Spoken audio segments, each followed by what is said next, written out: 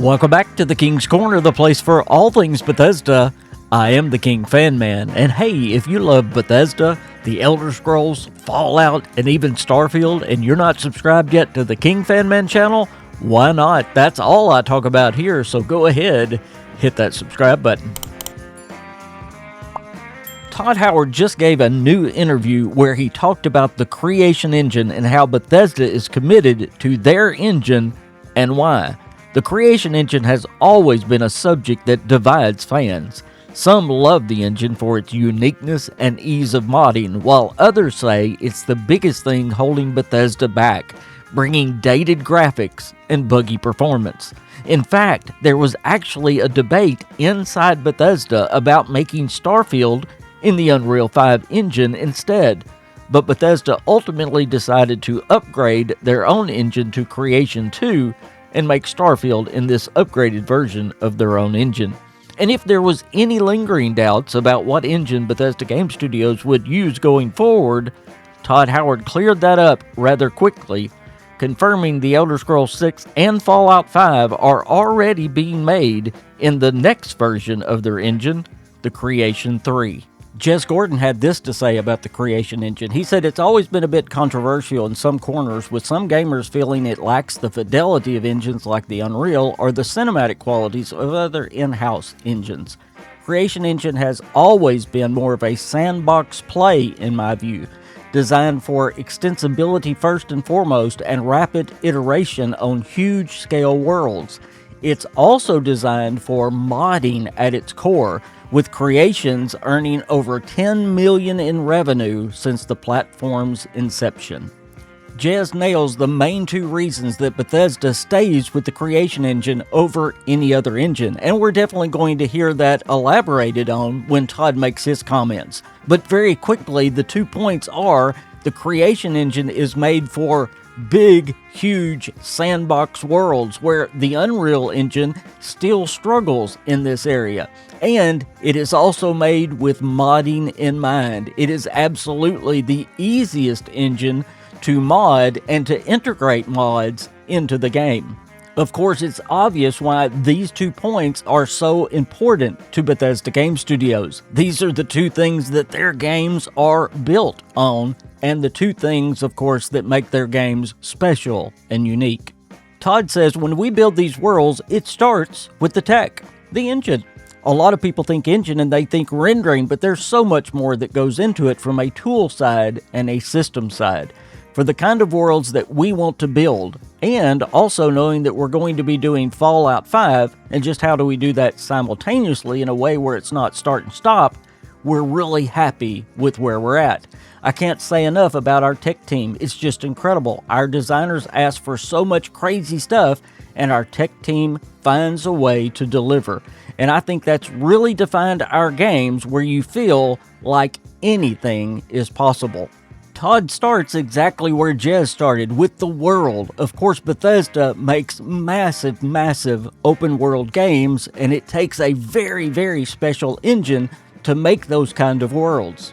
And it's not just the size of the worlds, it's all of the things that are going on inside of the worlds. There really are no worlds and are no games like Bethesda Game Studios games, where every item in the world can be moved or picked up, and where you never know what you're going to see.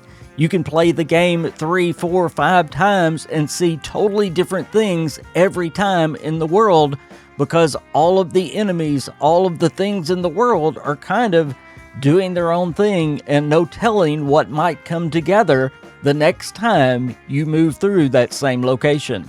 Of course, this is the thing that also brings many of the bugs to their world as well. And sometimes it's not bugs, sometimes you would just call it a glitch. With the massive freedom that Bethesda gives to the items, the enemies, and even the NPCs in their worlds, of course, from time to time, there's going to be some really strange things come together or happen while you're playing. Todd then goes on to talk about the tech that is powering both the Elder Scrolls 6 and Fallout 5. Of course, now we know that the Creation 2 engine that powered Starfield has been upgraded yet again to the Creation 3 engine. You talked about, tech and things like that. We spent the last several years bringing Creation Engine 2, which powers Starfield, up to Creation Engine 3, that's going to power Elder Scrolls 6 and beyond. And obviously we do all the rendering things. We're really happy with the new stuff that we're doing, but also kind of world systems loading, how we bring things into the world, how we get that detail close to the camera kind of immediately. And so, but it's still, we have a style of game that we really, really like, that I think people expect from us. Sure. And there's a lot of innovation to be done there still, so that when you step into a world, you feel like you're experiencing it really for the first time, a game like that. And I think, we're happy with where it's headed right now. That's what I could say.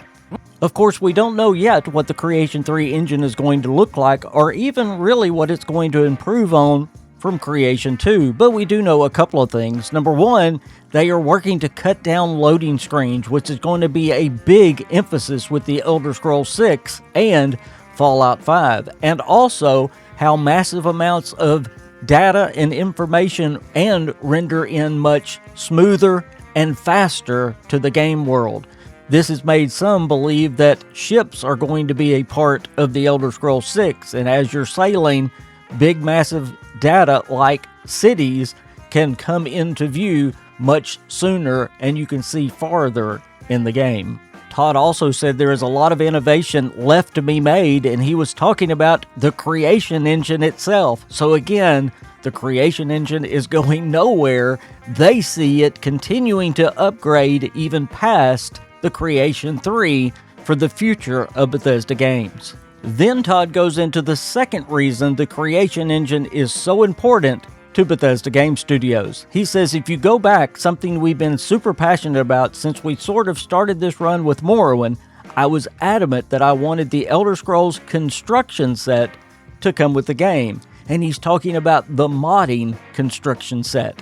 He said, and we've been doing it for decades. It's what's kept games like Skyrim alive after 15 years. And he couldn't be more right. He goes on and says it harkens back to when you played D&D and you could make your own adventures. The spirit of creation. It takes a lot of different flavors, so it's really about supporting all those different flavors. I think we're in an awesome spot with creations, with verified creators, and they're getting that revenue.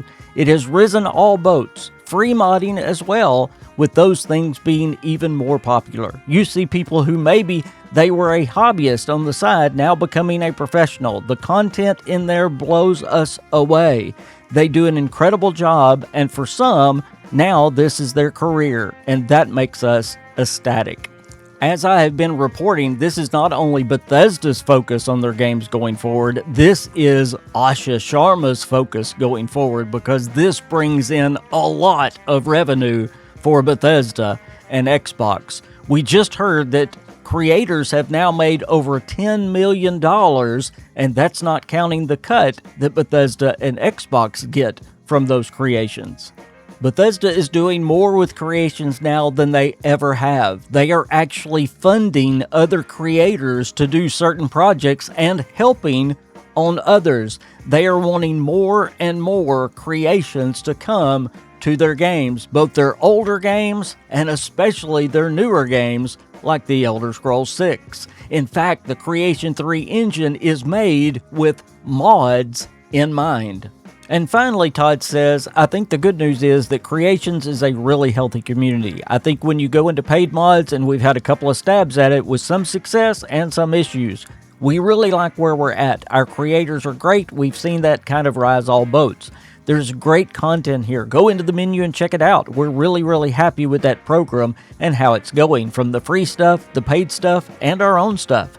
I think our issue now is getting that content in front of more people, because we think it's so good. I think we have a little bit of friction still with how our audience gets that stuff and plays it.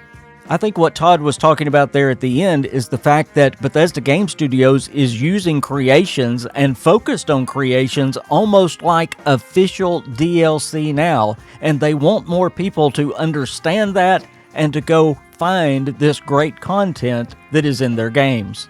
And truly, when you have a Bethesda-funded and even Bethesda's own devs helping on these creations, it's as close to a official DLC as you can get.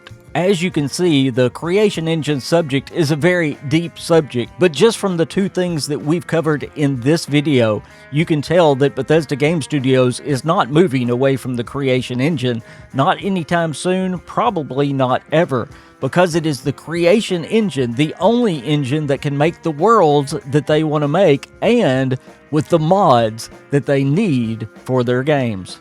Is the creation engine behind other engines in some areas? I think everyone would agree, even Bethesda. That's why they're working to upgrade this engine as fast and as best as they can. Personally, I cannot wait to see the upgrades of the Creation 3 engine, how much better it looks and how much better it plays. Thank you for getting your Bethesda news right here in the King's Corner. Hey, leave a comment down below. I would love to hear what you think about the creation engine and about Bethesda's plans going forward. Also, please like this video too. It really helps the video get out to a lot more people, and it sure helps my channel. And consider hyping it as well. And hey, if you love Bethesda and you're not subscribed, please go ahead and hit that subscribe button. And if you'd like to support me and this channel, a couple of ways you can do it. You can join this channel, become a member of the King's Crew with the special benefits, or you can become one of my dear Patreons. That link is down in the description.